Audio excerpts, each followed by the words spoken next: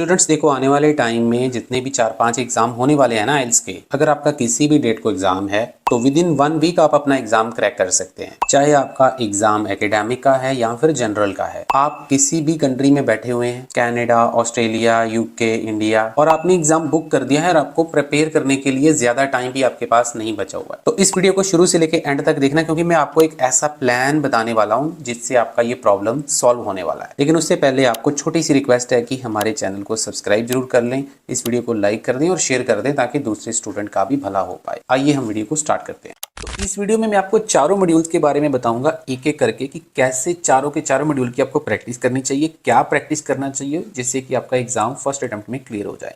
तो शुरुआत करते हैं सबसे पहले रीडिंग मॉड्यूल्स। स्टूडेंट्स देखिए, जो एग्जामिनर्स होते हैं रीडिंग के, वो आपको दो प्रकार की रीडिंग के फॉर्मेट फॉलो करते हैं। एक स्टैंडर्ड फॉर्मेट होता है और एक थोड़ा सा अनयूजुअल फॉर्मेट होता है। तो सबसे पहले हम स्टैंडर्ड फॉर्मेट को जान लेते हैं कि स्टैंडर्ड फॉर्मेट क्या होता है। स्टैंडर्ड फॉर्मेट में एक नॉर्मल आपका फॉर्मेट होता है जिसमें फर्स्ट पैसेज इजी होता है, दो टाइप के आपको क्वेश्चंस आते हैं। सेकंड पैसेज थोड़ा सा मॉडरेट होता है, थर्ड पैसेज थोड़ा सा मॉडरेट से डिफिकल्ट आता है। सेकंड और थर्ड पैसेज दोनों में तीन तीन टाइप के क्वेश्चन आते हैं। दूसरे शब्दों में अगर मैं बोलूं तो वो मोस्टली कैम्ब्रिज बेस्ड फॉर्मेट होता है। कैम्ब्रिज की बुक नंबर 11 से लेकर 18 तक, जो कि सारे ही स्टूडेंट ऑलमोस्ट प्रैक्टिस करते हैं, वही फॉर्मेट होता है। और अगर हम अनयूजुअल फॉर्मेट की बात करें तो फर्स्ट पैसेज मॉडरेट से डिफिकल्ट होता है, उसमें तीन टाइप के क्वेश्चंस होते हैं। सेकंड पैसेज मॉडरेट होता है, तीन टाइप के क्वेश्चन होते हैं। थर्ड वाला इजी होता है, दो टाइप के क्वेश्चन होते हैं। एग्जामिनर क्या करते हैं कि वो एक दो एग्जाम स्टैंडर्ड फॉर्मेट में डाल देते हैं, एक दो एग्जाम अनयूजुअल फॉर्मेट में डाल देते हैं। और मोर देन 70% स्टूडेंट इसलिए फेल हो जाते हैं क्योंकि वो सिर्फ और सिर्फ स्टैंडर्ड फॉर्मेट की ही प्रैक्टिस करते हैं, और एग्जाम में जाकर जब उनको थोड़ा सा अनयूजुअल फॉर्मेट देखने को मिलता है तो उसको वो हैंडल नहीं कर पाते और वो फेल हो जाते हैं। तो इसलिए मेरा जो सबसे पहला टिप्स आप लोगों के लिए रहेगा रीडिंग का, वो यही रहेगा कि आपको दोनों फॉर्मेट को जानना है, दोनों फॉर्मेट की प्रैक्टिस करनी है। स्टैंडर्ड फॉर्मेट की भी करनी है जो कि मोस्टली स्टूडेंट कर लेते हैं, और अनयूजुअल फॉर्मेट की भी प्रैक्टिस करनी है। दूसरे टिप की अगर बात करें स्टूडेंट, तो आप लोगों के लिए बहुत जरूरी हो जाता है कि आप लोग रियल एग्जाम टेस्ट की प्रैक्टिस करें। रियल एग्जाम टेस्ट की प्रैक्टिस इसलिए मैं एडवाइस कर रहा हूं आप लोगों को, क्योंकि बहुत ज्यादा बार आइल्स में रीडिंग के पैसेजेस रिपीट होते हैं, जो ऑलरेडी पास्ट एग्जाम में आ चुके होते, बार बार रिपीट होते रहते। तो इसलिए आप लोगों को कोशिश करनी चाहिए कि आप उसी को ही प्रैक्टिस करें जितने भी दिन आपके पास 6-7 दिन बचे होते हैं, ताकि आपको एक तो एग्जाम का अंदाजा लग जाता है कि एग्जाम किस प्रकार का आएगा, और दूसरा आप लोगों को पैसेज रिपीट होने के भी चांस रहते हैं। तो आप खुद सोचिए, अगर आपको एग्जाम में एक भी पैसेज रिपीट हो जाए तो आपका काम बहुत ज्यादा आसान हो जाता है। इसलिए मैं आप लोगों को एडवाइस करूंगा स्टूडेंट कि आपको हर रोज दिन में 2 रीडिंग्स करनी है। एक आप मॉर्निंग में कर सकते हो, लेकिन आप लोगों को पूरा स्टॉप वॉच लगाकर प्रॉपर, जैसे एग्जाम में टाइम चलता है, रिवर्स वॉच चलती है आपको पता है, तो एंटी क्लॉक वॉच चलती है, उसको लेकर आपने प्रैक्टिस करनी है। आंसर भी बीच में ही ट्रांसफर करके अपना टाइम काउंट करना है और देखना है कि आपका कितने टाइम में रीडिंग कंप्लीट हो रहा है। आपके पास कोई चांस नहीं होता है, क्योंकि आपको ना एग्जाम वाला माहौल चाहिए होता है। तो आप लोग अगर एग्जाम वाला माहौल जो है वो नहीं दे पाते अपने आप को 6-7 दिन, तो फिर एग्जाम में जाकर आपको नर्वसनेस होती है, टाइम आपके कंट्रोल में नहीं रहता है। और जो मॉर्निंग वाली रीडिंग है उसको एनालाइज जरूर करें, उसका प्लस माइनस देखें कहाँ गलती करी है, और एक रीडिंग आप इवनिंग में कर सकते हैं। तो मतलब डेली की आप 2 रीडिंग्स जो हैं वो एडवाइजेबल है, आप कर सकते हैं। देखिए स्टूडेंट, जो क्वेश्चन की मेन कैटेगरीज होती हैं वो 5 से 6 कैटेगरीज होती हैं जो आपको हर एग्जाम में देखने को मिलेगी। जैसे ट्रू फॉल्स हो गया, उसके बाद ब्लैंक्स आ गई, फिर उसके बाद लिस्ट ऑफ हेडिंग आ गए, राइटर ओपिनियन हो गए, और समरी कंप्लीशन। ये ऐसे क्वेश्चंस होते हैं जो आपको कभी भी नहीं छोड़ने चाहिए। इनकी प्रैक्टिस आपको ज़्यादा से ज़्यादा करनी है, क्योंकि ये अच्छा स्कोर आपको दिला सकते हैं, और एग्जाम में भी आपको इन्हीं क्वेश्चन को ज़्यादा प्रेफरेंस देनी है। उसी प्रकार से कुछ क्वेश्चन ऐसे होते हैं जो एग्जाम में इंपॉर्टेंट तो होते हैं लेकिन इतने इंपॉर्टेंट नहीं होते, मतलब आपके बैंड रिक्वायरमेंट के ऊपर बहुत ज़्यादा डिपेंड करता है। और आपको पता है जनरली स्टूडेंट की रिक्वायरमेंट 6 बैंड ही होती है, किसी किसी स्टूडेंट की 7 भी हो सकती है, चाहे आपका एग्जाम एकेडमिक का है, जीटी का है। तो उसमें जैसे मल्टीपल चॉइस वाले क्वेश्चन हो गए, मैचिंग क्वेश्चन हो गए, विच पैराग्राफ कंटेन्स वाले हो गए, मैचिंग सेंटेंस वाले क्वेश्चन हो गए, ये क्वेश्चन इतने इंपॉर्टेंट नहीं होती।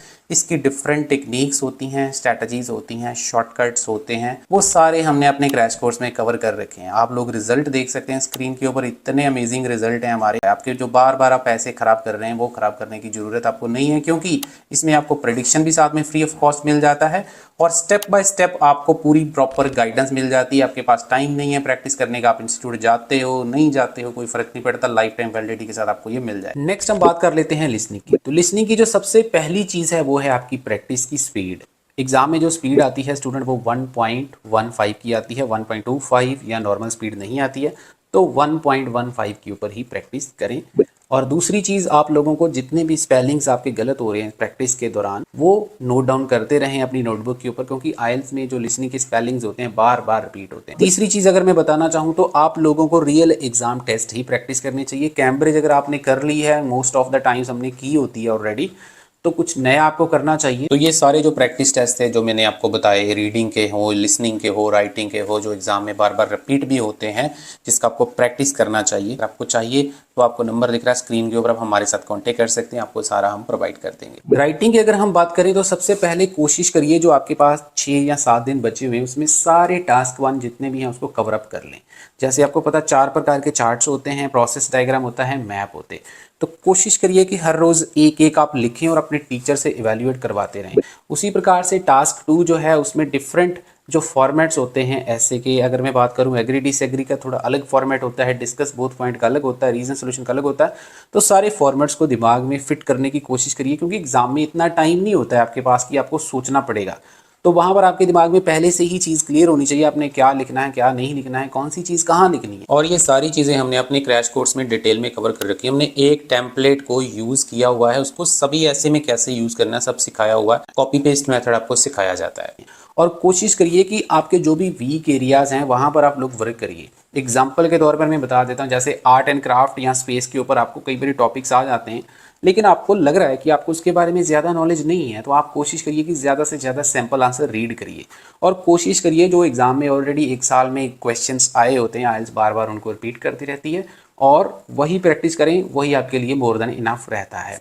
और अपनी राइटिंग को डेली अपने टीचर से ज़रूर चेक करवाएं, इवैल्यूएट करवाएं कि आपकी परफॉर्मेंस क्या है, कहाँ मिस्टेक्स हैं, ताकि आप लोग जो छोटी मोटी गलतियां हैं उसके ऊपर काम कर सकें। फ्रेंड्स, अगर आप लोगों को वीडियो से कुछ सीखने को मिल रहा है, अच्छी लग रही है, तो लाइक कर देना और चैनल को जरूर सब्सक्राइब कर लेना। बात कर लेते हैं जी स्पीकिंग मॉड्यूल की। जितने भी ट्रेंडिंग क्यू कार्ड्स चलते हैं, हर वीकली या हर 10 दिन बाद चेंज होते रहते हैं, तो उसके ऊपर अपनी नज़र बनाए रखें, चैनल को सब्सक्राइब कर लें। पार्ट 1 के क्वेश्चन जितने भी ट्रेंड में चल रहे हैं उसके ऊपर फोकस करें।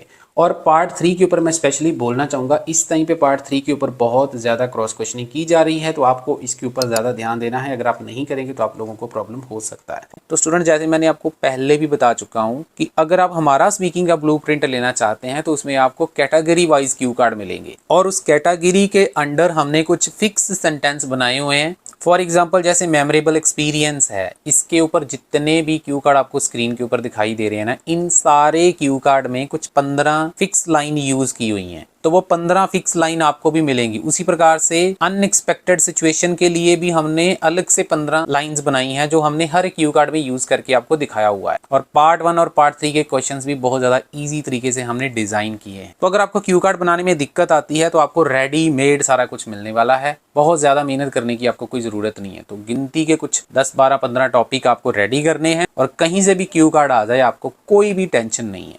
तो अगर आप में से किसी को भी ब्लूप्रिंट चाहिए तो आपको नंबर दिख रहा है स्क्रीन के ऊपर, हमारे साथ कांटेक्ट कर सकते हैं। इसका प्राइस 1000 रुपीज़ रहेगा। इसके अलावा स्टूडेंट्स, हमारे बहुत सारे प्रेडिक्शन के रीडिंग पैसेजेस, राइटिंग के टास्क बहुत सारे रिपीट होते हैं। उनमें से कुछ मैं आपको दिखा भी देता हूँ। रिसेंटली जो 12 अप्रैल को एग्जाम हुआ उसमें ये वाला पैसेज आपको देखने को मिला था, ट्वाट्रा न्यूजीलैंड लिविंग फॉसिल के ऊपर। ये बिल्कुल सेम टू सेम आपको पैसेज आया, और उसके साथ समरी और ट्रू फॉल्स नॉट गिवन वाले क्वेश्चंस थे। और जो सेकंड पैसेज था वो कॉइन एज के बारे में था। इसके थोड़े से क्वेश्चन डिफरेंट हो सकते हैं, लेकिन ये भी रिपीट हुआ है। उसके बाद जो 5 अप्रैल को एग्जाम हुआ, लिविंग वॉल्स के ऊपर ये पैराग्राफ पैसेज आया था। और 5 अप्रैल को ही इम्पैक्ट ऑफ सोशल टूरिज्म के ऊपर आपको टॉपिक आया था, सेकंड पैसेज। तो ये चेक कर सकते हैं आप लोग किस प्रकार के क्वेश्चन आपको देखने को मिले थे। उसके बाद में 22 मार्च की बात करूं तो मिस्ट्रियस पेंटिंग के ऊपर आपको पैसेज आया था। आपको कहीं पर भी इंटरनेट के ऊपर ये पैसेज नहीं मिलने वाले हैं, ये सारे पैसेज आपको हमारे पास अवेलेबल मिलेंगे, और आने वाले टाइम में भी ऐसे ही चीजें रिपीट होती रहेंगी। फिर उसके बाद जैसे ये वाला पैसेज था, the benefits of being bilingual, ये पैसेज आप लोग देख सकते हैं। इसके question type same to same as it is जो है वो एग्जाम में आए थे। क्योंकि हमारे बहुत सारे टास्क जो हैं जनरल आइल्स वालों के, चाहे आप कनाडा, इंडिया, ऑस्ट्रेलिया कहीं पर भी बैठे हुए हैं, आप लोग स्क्रीन के ऊपर देख पा रहे होंगे,